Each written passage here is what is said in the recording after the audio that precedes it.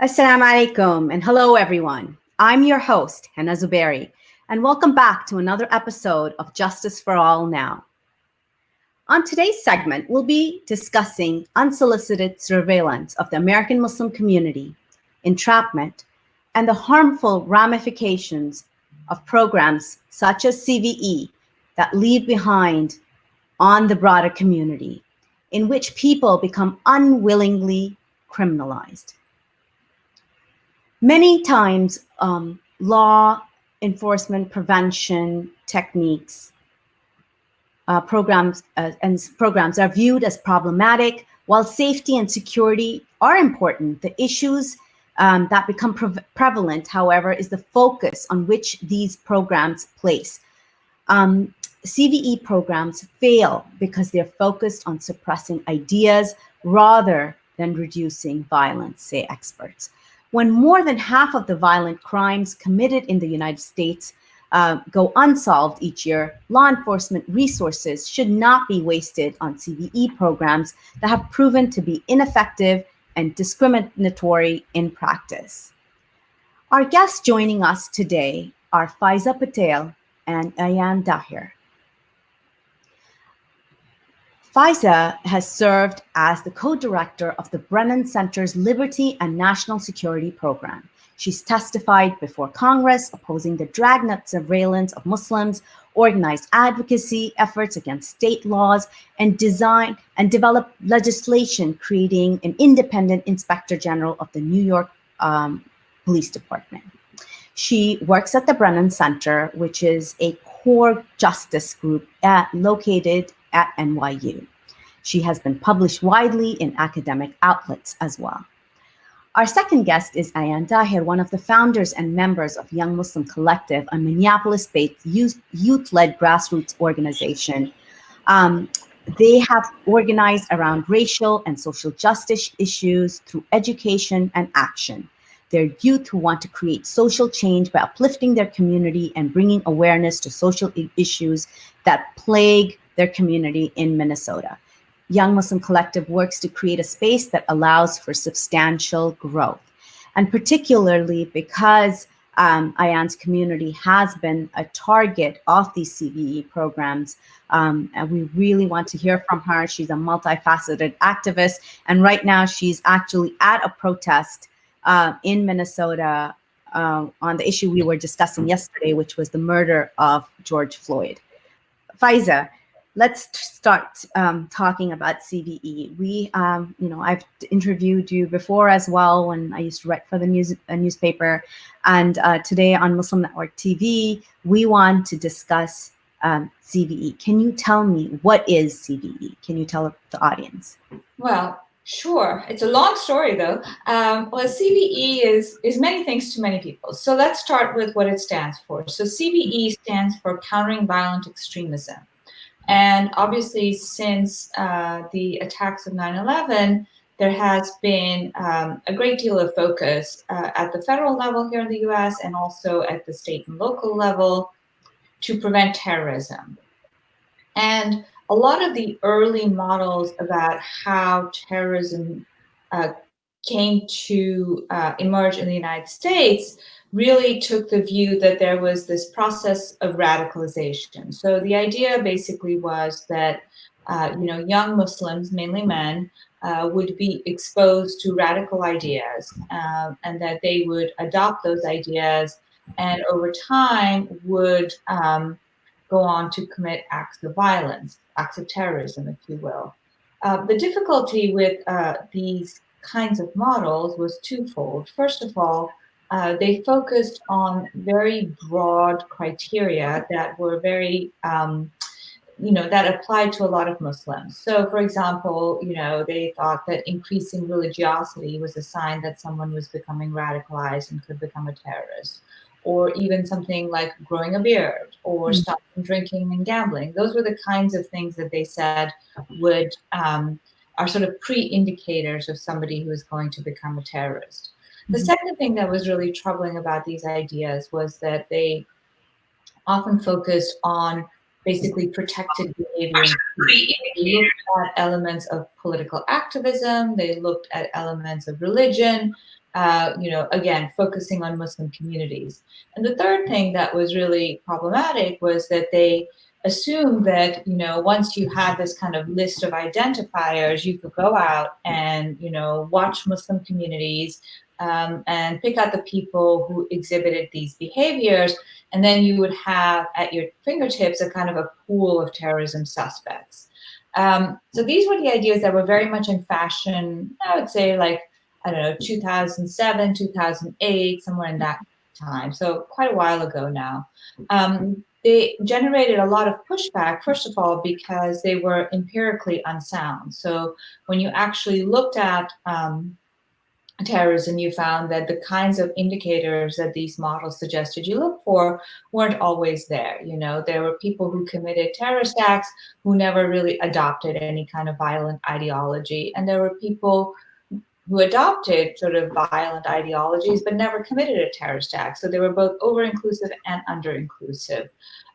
Secondly, the fact that they focused so much on Muslim political and religious behavior generated a lot of pushback from the civil liberties community and also from Muslim American organizations. Mm-hmm. So over time, this idea sort of became a little less fashionable amongst national security circles. So the next step then was a kind of a reframing of these programs into countering violent extremism. And one of the reasons that I think that framing was chosen was that it's kind of neutral, right? Like, who could be against countering violent extremism? It seems like a bad thing, and we want to prevent it. So shouldn't we all be taking part in this great endeavor? The problem was that CVE basically, used exactly the same sort of models as the radicalization models had done, right? So again, it was the same thing, a checklist of things that, you should watch for in Muslim communities. And, that would then give you a list of people who were suspicious, and you could go on and surveil them and potentially, prosecute them if you caught them doing something wrong, or perhaps even, get them in immigration situations. The sort of innovation that came about really in the Obama administration in a more structured way was that they said, all right, well, it's really hard for us as the FBI and the local cops to really know what's going on in Muslim communities, right? We have all these community outreach programs, but people don't really trust us. They don't really want to talk to us. But we want them to identify these radicals who are in the communities. And so basically then they started these programs, which were, many of which were aimed at sort of training local community members and leaders in particular to be looking out for signs of radicalization, to be looking out for people who might speak up about Palestine or might speak up about what was happening in Syria. Or kids who felt that that there was tension between Islamic values and American values. I mean, pretty common standard things that people bring up. So that was one sort of set of CVE programs that came about. There were two other elements to CVE in the Obama years which are worth mentioning. So one is that a lot of these programs were aimed at like sort of ferreting out potential terrorists. Based on these really overbroad criteria. But there were also programs that were aimed at sort of uplifting communities. So, in particular, the idea was that, some people might turn to terrorism because they don't have economic or educational opportunities. It sounds sort of intuitive, but the reality is that that's not what the research shows at all. In fact, that there's no real correlation between poverty and terrorism or any of that. But some of the programs, and particularly in Minneapolis, were sort of framed as, well, we're going to give young people access to training programs and internships, and that's going to help reduce terrorism. Now, I've got nothing against internships and training programs. But I do think that, framing those as a kind of a security imperative is really problematic, and it basically securitizes the relationship with a community in a way that's really unproductive. And then the last one I'll mention briefly is there's a lot of counter messaging funding as well. So basically the idea was, well, this is an ideological battle, and so we need people to effectively counter message against, it was ISIS at this time, not Al-Qaeda. And who better than Muslims themselves to take up that banner? So let's fund people to actually develop and promulgate counter messaging on these issues. So that was the sort of three prongs of CVE under Obama. And there were basically, I mean, there were several kinds of programs, but I'll mention two. So one was, there were three pilot programs in Minneapolis, Los Angeles, and Boston. Their U.S. attorneys in those cities were charged with sort of developing these programs, you know, in consultation with community leaders there. And then the Department of Homeland Security was also given $10 million in grants to give out to community groups and law enforcement and others to implement CVE. So that's kind of where we were at the end of Obama. And it was a difficult time because, you know, look, if I'm a small nonprofit operating somewhere and I'm providing services to my community and I can get funding from the government, it's a very attractive proposition, right? And the fact that it's called CVE probably doesn't mean that much to me.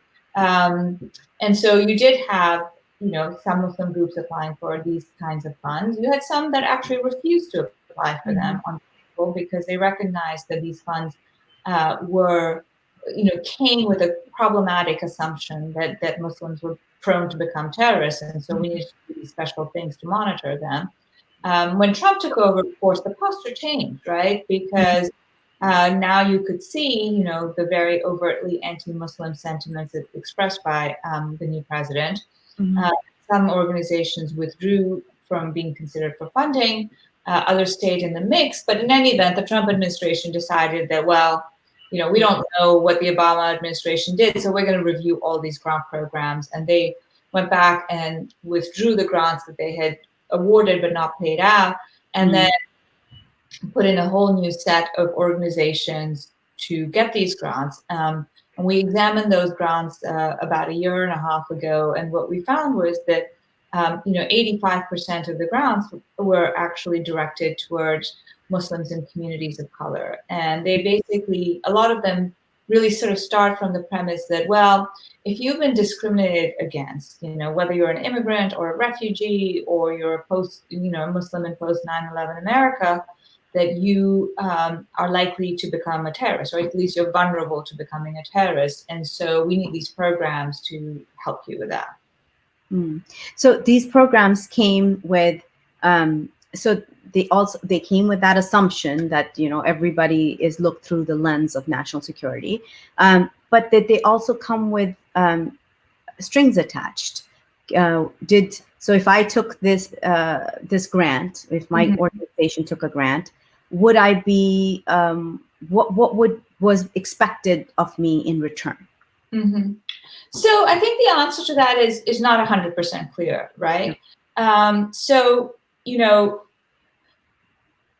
and you kind of have to go back to what kind of CVE program you're talking about, right? So for me, the most problematic parts of those programs are the ones that say, right, we're going to give you, community group, X number of dollars, and we're going to you know, give you training and help you identify who's a potential terrorist in your community, right? And with that, then, you know, what happens, right? So supposing I'm a community group, I take this money and I'm like, all right, well, I've got my list and, you know, I'm going to go out there and I'm going to find people who I think might be potential terrorists, right? So whatever that might mean to you. But then what do you do, right? Like, what do you do once you've identified a potential terrorist? If you're, you know, a community organization or a leader, like, you can't just sit on that information, right? You got to do something with it, right? And I think that's where a lot of the problems come into this, which is that, you know, these programs were run very in close cooperation with law enforcement. So that people who were, you know, potentially being identified on really baseless criteria could then be flagged as, oh, you know, look at Muhammad there. I think he's, you know, really troubled and, you know, he talks all he criticizes the United States and our foreign policy in Syria. Gosh, maybe he's going to become a terrorist. And what you report that into the FBI or to the local police, who are your partners in these programs, and then that person becomes basically has a target on their back, right? And it plays really, like, it worked in sync with the fact that there are FBI agents who are in mosques, who are surveilling already, and so and who are agent provocateurs, who are talking this talk up. So Right. now, so it's like coming in through the front door and the back door and into the Muslim communities. Do you think that CVE institutionalized Islamophobia? And how, if you agree with that, how did it do that?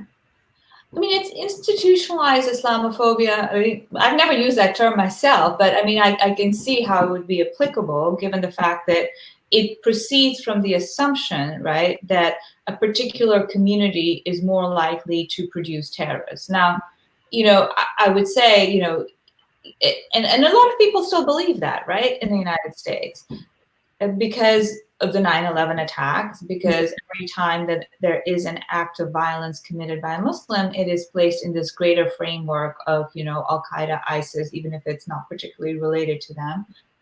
And because, generally speaking, we see this with minority communities all the time, right? If one person from a minority community commits a crime, right, that becomes emblematic of the community at large, right? So, Hispanics are drug dealers and Black people are criminals, right? It's very easy for people to take one example and then project onto the entire community, which is something that we resist doing with the majority community, which brings me to my second point, which is that while all of this sort of really single-minded focus on Muslims was happening, we were seeing an increasing rise in white supremacist, racist organizations in the United States, and with them becoming more and more emboldened to commit violence. So I think that there's definitely something in that kind of core assumption that Muslims are terrorists, which I think is very, very close to, as you said, institutionalized Islamophobia.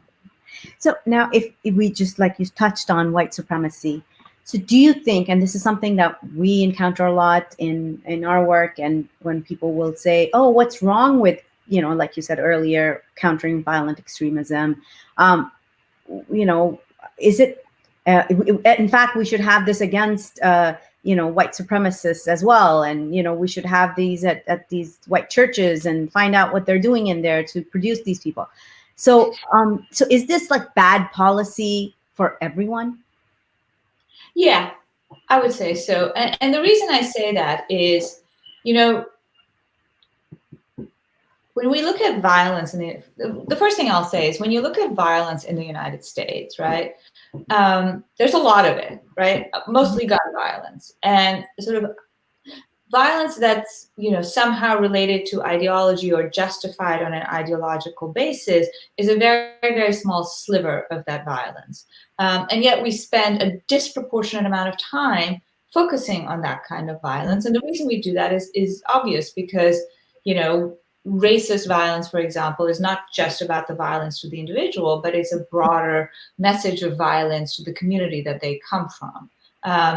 So I understand why we are so focused on this, but it is something that to keep in mind, that as you're developing responses, as to how much time and energy you want to spend on this versus other kinds of violence. The second reason why I think it's really, I don't think CVE is a good model for dealing with white supremacists is that I don't think the model works, right? Whether you're talking about Muslims or you're talking about white supremacists, I think the idea that you can look, that there's some kind of, profile of people, and that you can have everybody be on the lookout for that profile is just, it's not borne out by the evidence. There are people who say, well, people who commit mass shootings send out these signals, right? Like people around them might know.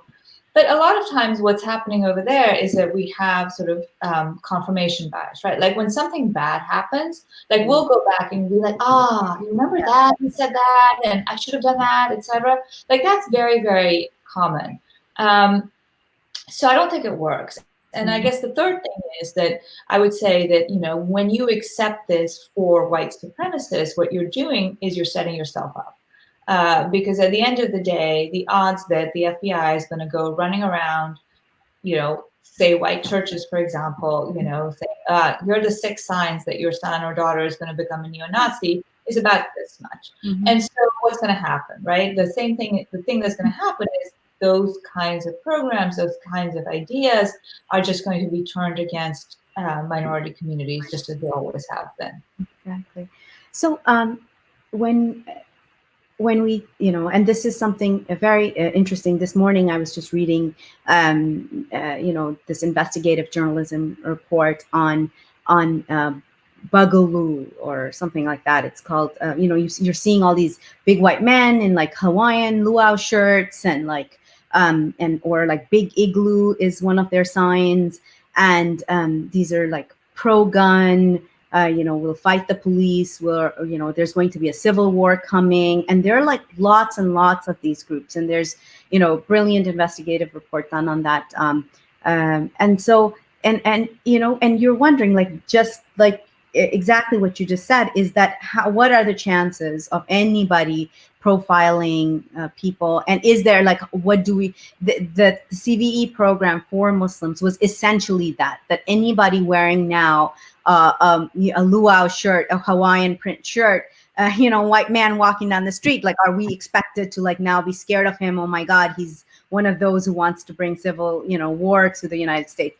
So that is essentially, and I know in my community here in Montgomery County, the Montgomery County model was another version of this CVE, where it was like a softer CVE. It was supposedly community grown, and a lot of us, were interested by like the sudden growth in this one particular organization, $2 million.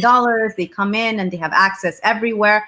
Later, we find out, the executive director is on the FBI payroll. She's a consultant with them, has worked, it's just, it was, and the scariest part was the mental health angle. Our communities know we need mental health resources like nobody's business, right? And to use mental health as a way to, now we're going to offer you mental health services, but in return, we're going to be identifying young people, refugees, as people who could be a threat to the community. So the most vulnerable in our community were targeted, and through like homeless, making sandwiches for the homeless, things like that, things that, and there was a time where our community people were scared to send their kids to the mosque because they were like, we don't want this.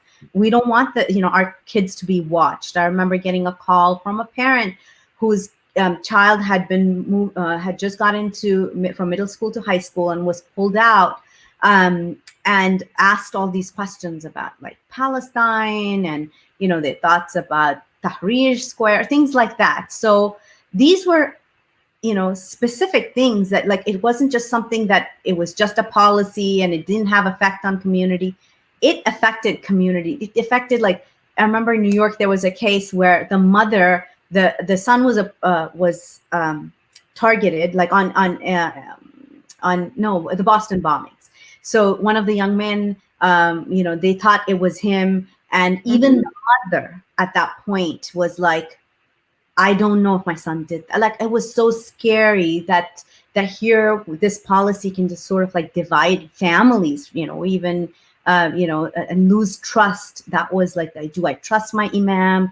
Is he really like listening to, I trust my mental health counselor. Are they listening to me as someone who, who's like, can our kids even have mood swings anymore? Right. So that was where it had come to.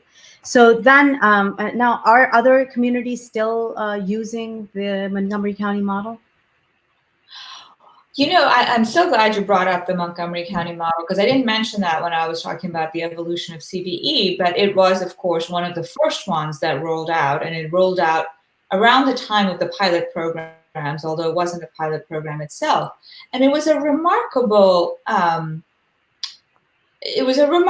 thing they did, because they basically said, well, we looked at a bunch of kids when they were applying for their grant, and I looked very carefully at this. They were like, well, we've gone around the community and we've identified a few kids who we thought might be vulnerable to radicalization. And, one of them was a refugee and he was really homesick, and the other one was having problems in school. So we gave them counseling, which makes us now suddenly an expert and able to both identify potential terrorists and, mind you, bring them back from the brink of whatever horrible thing that they're planning to commit.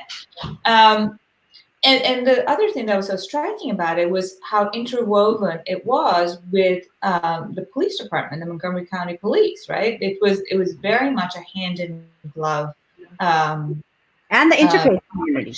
And in fact, I remember the Montgomery County Police Chief said, well, this is great for us because it gives us, a lot of information and intelligence about the community. I mean, sure, of course it's great from the point of view of the cops. So it was a very influential model because it was actually evaluated by a well-known counterterrorism expert. But the interesting thing was that his evaluation only dealt with their community outreach part, right? Like where they had also all these programs where kids would come in, people would come in and they'd be taught about, being more open-minded or better citizens or, understanding other communities, etc., but never actually looked at this core problematic piece of the Montgomery County model, which was this identifying people. And so they could go out and say, well, hey, we've been validated, we've been found effective. And so that gave them a lot of influence sort of nationally. So I think that influence has waned since, as you pointed out, the head of the organization left. She left and went to work with the FBI, and then was allied with sort of very conservative causes like Sheriff David Clark, and I understand has since converted as well and is no longer identifying as Muslim, which is fine. I mean, that's her business, but I'm just saying it sort of gives you a sense of the trajectory of that. But I think the point that you brought up, Hina, that I want to come back to, which I think is super important, is this question of mental health, right? So the idea that, it's very, if somebody commits a horrible, violent terrorist act, right? It's like a normal human instinct to say, oh my God, he must be crazy. Like only a crazy person could do that to innocent people, right? And so, but the reality is, if you look at the research, it shows that terrorists are not actually more likely to suffer from mental health issues than anybody else. So this idea that terrorism is somehow a mental health issue is not grounded in reality. But the mental health trope serves lots of purposes for different people. So if I am, someone whose family member does something horrible, or someone who knows or is friends with somebody who does something horrible, it's a lot easier for me to say, he's mentally ill, right? Like that not that he's done terrible thing, but that he's mentally ill and he's been brainwashed, and so that's why he's doing this. So that it's like kind of tricks you psychologically, I think. And then the second thing is, when you go into the mental health space, it also gives a lot of room for the government to respond, because now suddenly you're in a public health space where, yes, there are constraints on information sharing normally, but there's a huge national security and public safety exception to sharing information about health. And the government can make it sound like it's a softer, kinder way to deal with the issue than, actually prosecuting people. So I think a lot of people benefited from that. At the same time, I think that there were some people who were actually quite genuine, who were trying to provide mental health services to people who had been in situations of trauma, whether it was a refugee camp or civil war. I mean, there are, many people who are Muslim in the United States who have these kinds of traumas and could certainly use, mental health counseling. But then it gets caught up as being about counterterrorism rather than being about, mental health, which is a good thing. Exactly. And when you bring that up, actually we're going to try and see if we can get Ayaan up. She's Great. at the protest and she's saying that the police are jamming internet over there. Ayaan, if you could unmute yourself. Unmute yourself. So let's try and see if we can get you online. Yes, can you hear us now? I can hear you, yes. Oh, excellent. Alhamdulillah. You're at a protest? Yes. Here we go. Yes. I'm at the protest for George Floyd, who was killed a couple of days ago by Minneapolis PD. And so we're out here protesting and seeking justice for his life. Thank you for being there. And I think we're going to have one in Baltimore on Monday too. So yes, people should be enraged. Ayaan, your community was targeted by CVE policies, and it had really deep repercussions on the Muslims in your city. Can you share with us what it was like then, and where are things now? Yeah, absolutely. So Minneapolis is home to the largest Somali diaspora, and it's one of the first CVE pilot cities. And the Somali community is a very tight-knit community. It's a community that is at the intersection of Black racial identity as well as being Muslims and having that faith. And so when Muslims are being targeted, we have to recognize sort of the duality in the ways that they're being targeted by the state. And one of the ways that it's affected the community is it was really tight-knit before CVE. But once CVE was brought in, there was a huge divide between people who were supporting the program and those who were not. And what it's caused is, because there has been an increase in informants and surveillance used by the police departments and then the sheriff's departments, because there is that level of surveillance, there is now, suspicion towards one another, and that tight community bond that was once there is slowly being disintegrated, by surveillance, by that police presence in our mosques, in our schools, and in our neighborhoods. And so CVE has played a really it's been a really toxic, policy that has deeply affected the community here and has eroded those deep community bonds and ties that were once in place, and has created division and mistrust where there once was, a sense of more brotherhood and sisterhood and a deep trust, towards one another. And so CVE has definitely, we always talk about the effects in terms of, the actual informants as well as the surveillance tactics that are being used. But oftentimes we're not talking about what role does that have on the mental health of the community, and also the way that people see community because of CVE and the role that it's played through surveillance.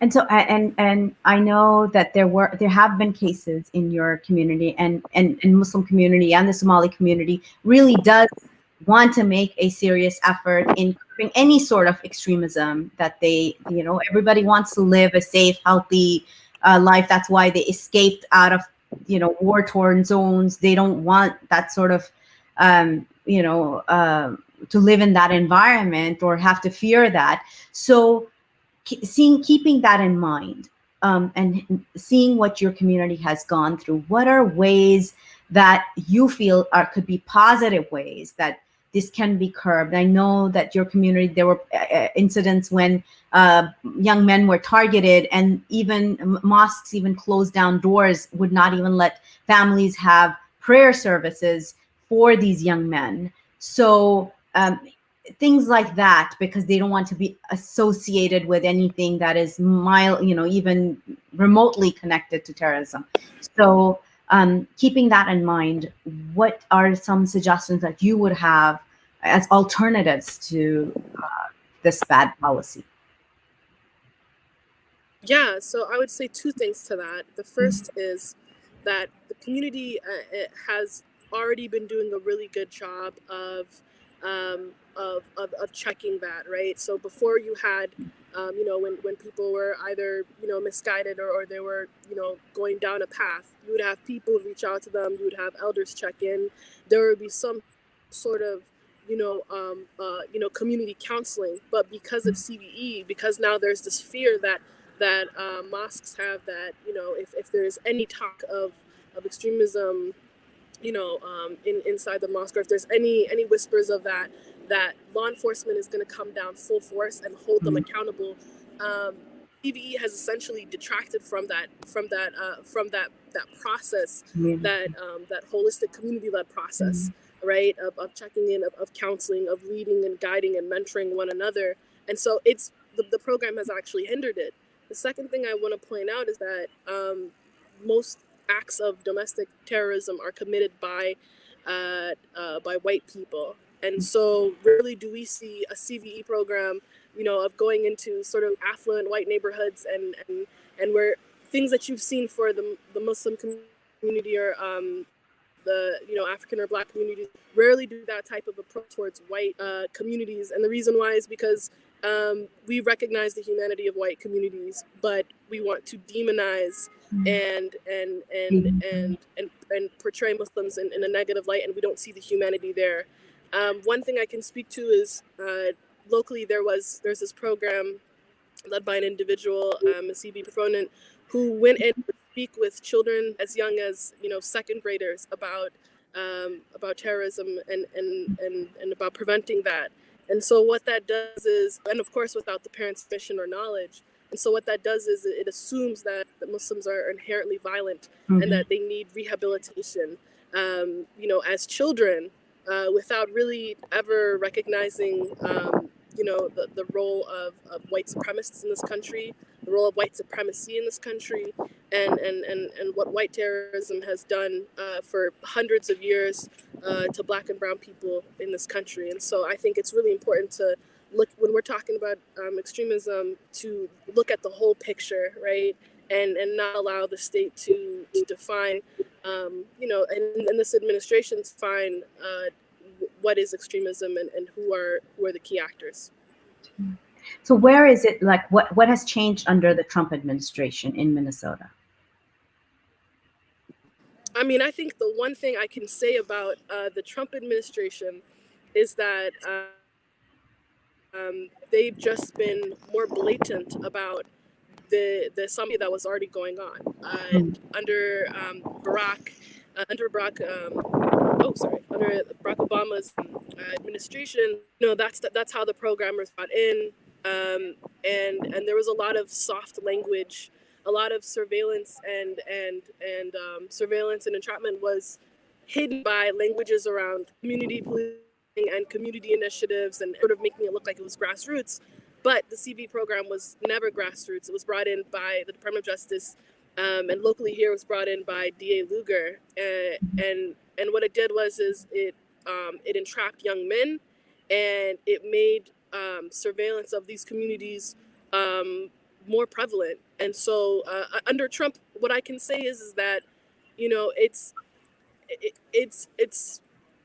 pretty much the same policy, but they're going to name Muslims and they're going to identify, you know, that this program is specifically meant to target Muslims and not under and not pretend that the state is really going after white supremacists, because they're not.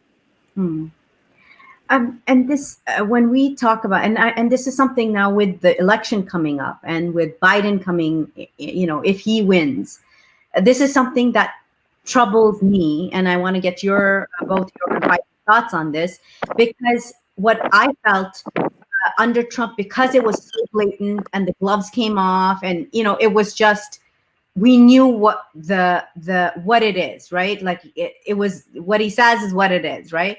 And so there were many more allies. even people who were sort of like iffy about CVE before now saw what it was for and came on, from the dark side to the light, right? So, but now suppose Biden wins and we go back to that sort of CVE that is like very nefarious, sort of nefarious, behind curtains, like we'll packet it in a way that's sweet to the Muslim community.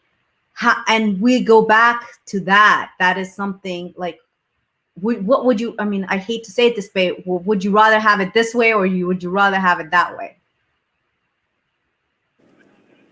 Hannah, either way, I see young Muslims that will be entrapped, and so that is the number one thing that I'm looking at. Under a Biden administration, the Biden administration would have to do a lot of work to clean up the damage and the harm caused by the CVE program that was brought in by the Obama administration and continued under the Trump administration. I'm not sure if I have a lot of hope for that right now, because I am seeing Biden antagonizing American Muslims even more with his comments on BDS and his platform there. And so, if the Biden administration wants to move in good faith and actually prevent extremism and stop the influence and discrimination against Muslims, they've got a lot of work to do with that program. I think it should be scrapped entirely. I believe it has a false premise. I believe it has a bad foundation, and therefore, fundamentally, I don't think much can be changed without changing that. And so the Biden administration has a lot of work to do to prove to Muslims that that their administration isn't going to be a continuation of Obama's administration bringing in the CVE program and Trump continuing it. Faiza, I'd love to get your thoughts on that as well.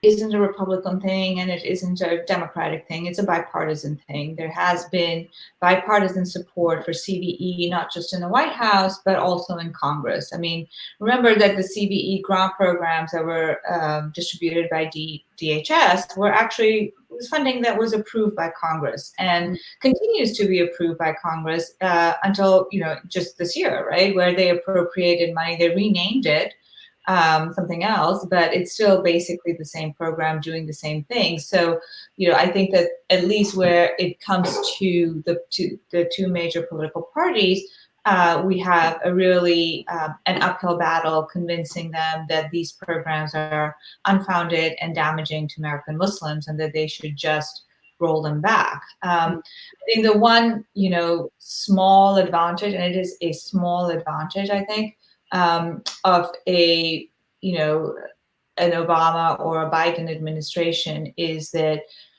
you at least had the opportunity to advocate for limiting these programs in some ways, and you would continue to have this conversation. Unfortunately, the conversation didn't really lead us too far, but they at least acknowledged that there were civil liberties risks, that there were risks of discrimination in these programs. So if we do have another Democratic administration, I think that we would have to really work fast and hard to make our concerns heard again.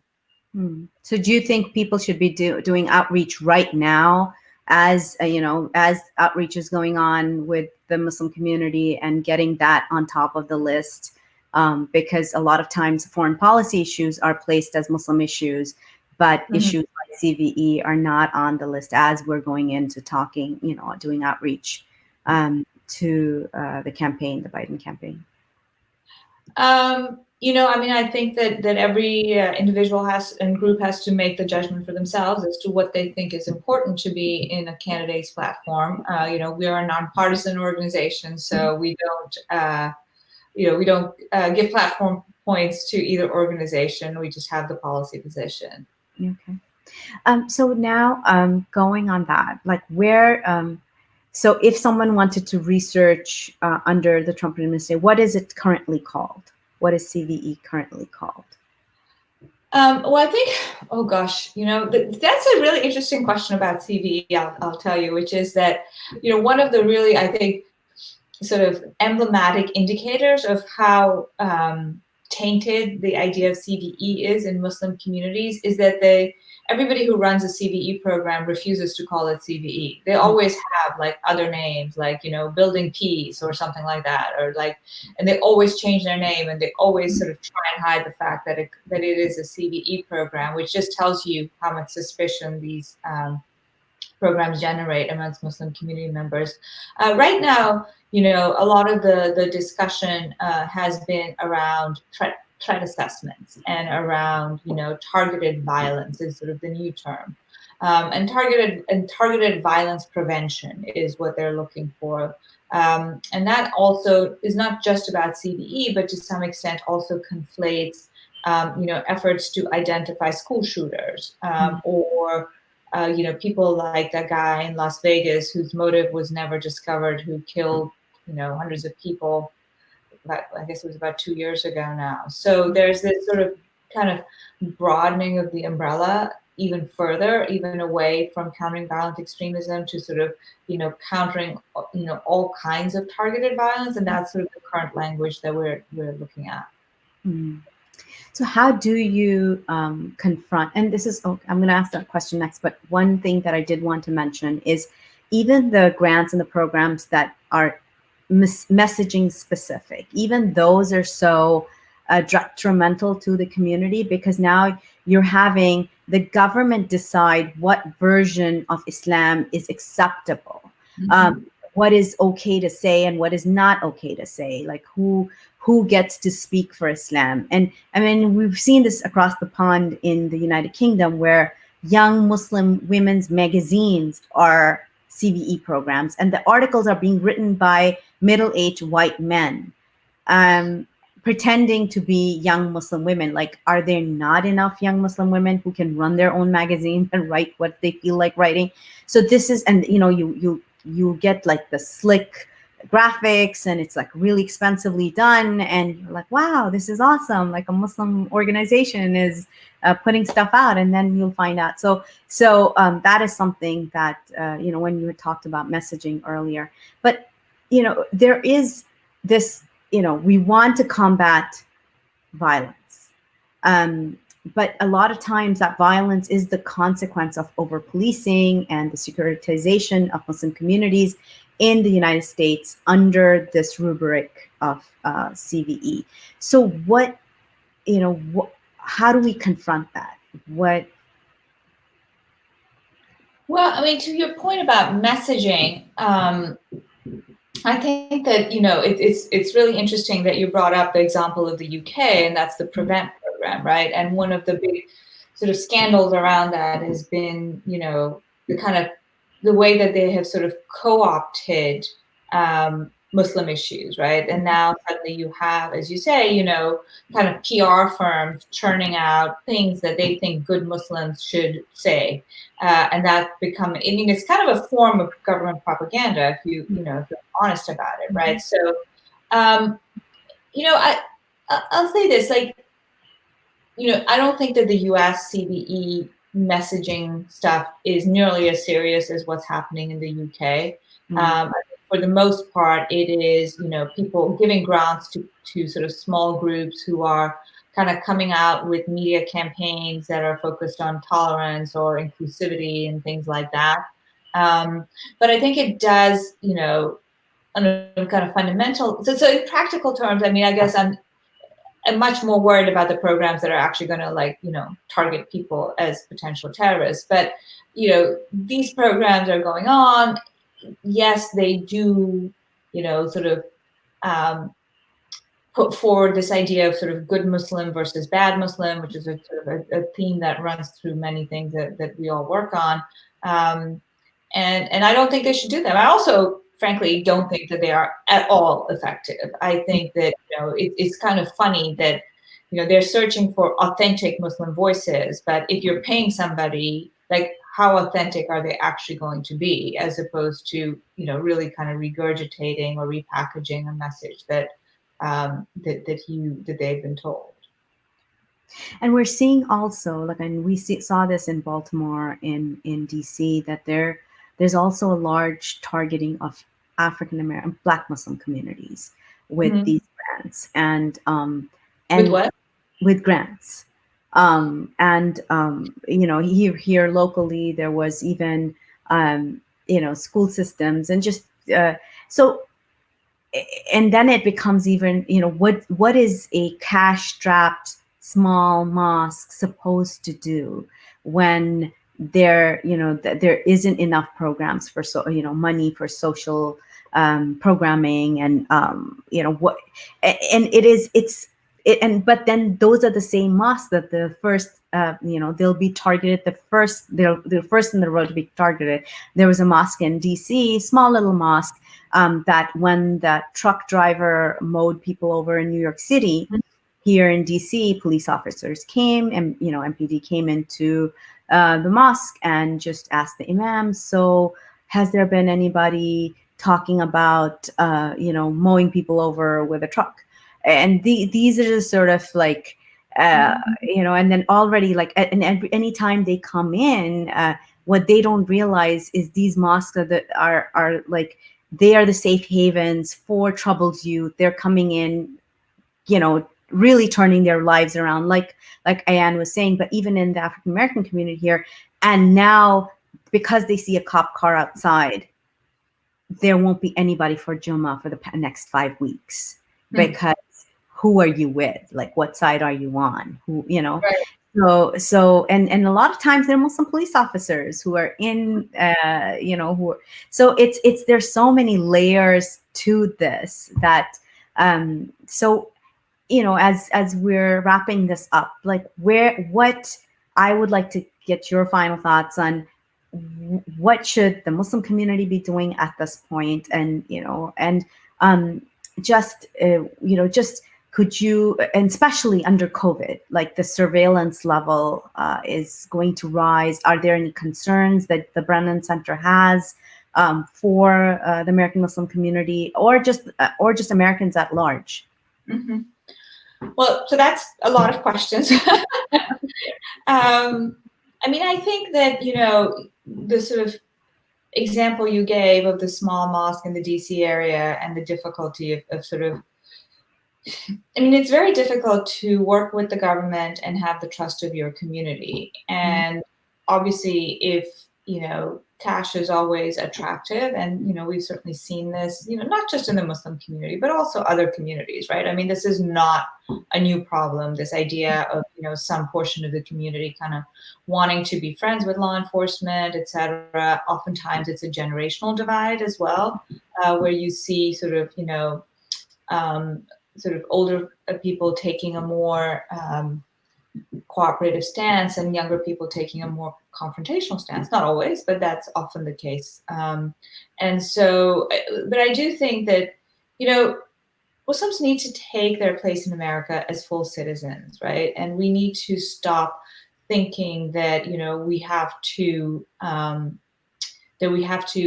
sort of constantly demonstrate that we are good citizens in order to be accepted as citizens at all. That doesn't mean we shouldn't be good citizens, but just that it's time, and it's obviously not possible in this administration, but maybe in the next administration, or, you know, 2 or 3 administrations from now, that we need to kind of normalize and desecuritize the relationship between the state and Muslim communities. Because I think that for the state, Muslim communities are seen only through the lens of counterterrorism, but Muslim communities and individuals have concerns that are far more broad ranging than that, right? Like, most people are wondering about, you know, the state of the roads, of, you know, their kids' school, or whether they have a job tomorrow, and you know, whether they're going to get sick with COVID. I mean, these are like the basic things that really actually kind of bind us all together as Americans, and those are the things that should be at the forefront of our relationship with the state, and not so much the focus on counterterrorism. I understand that's an uphill battle, but I think that's kind of where we want to be at the end of the day. In terms of the COVID-19 surveillance, I mean, so far, our government's response has been so hapless that I don't know that they've have really put in place surveillance systems. But I think that, you know, we certainly have to be careful that any surveillance systems that are put in place are actually strictly limited to public health needs, and that the information that's collected for public health purposes is used for public health purposes rather than for law enforcement or other purposes, and particularly immigration is something that I would be worried about in that context. I mean, it's definitely a space that we're watching very carefully.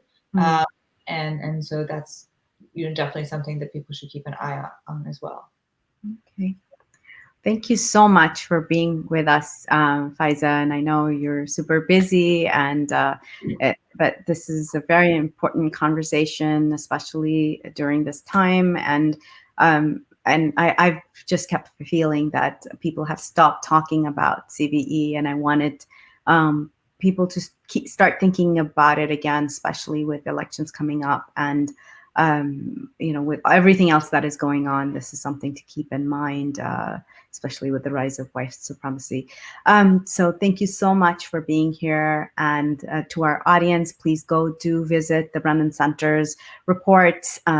You know, look at their work. This is very, very critical work that they have been doing in support of communities everywhere. And especially the Muslim community owes them a big one, that they have, you know, put out these policy papers and really studied how what junk science goes behind CVE policies.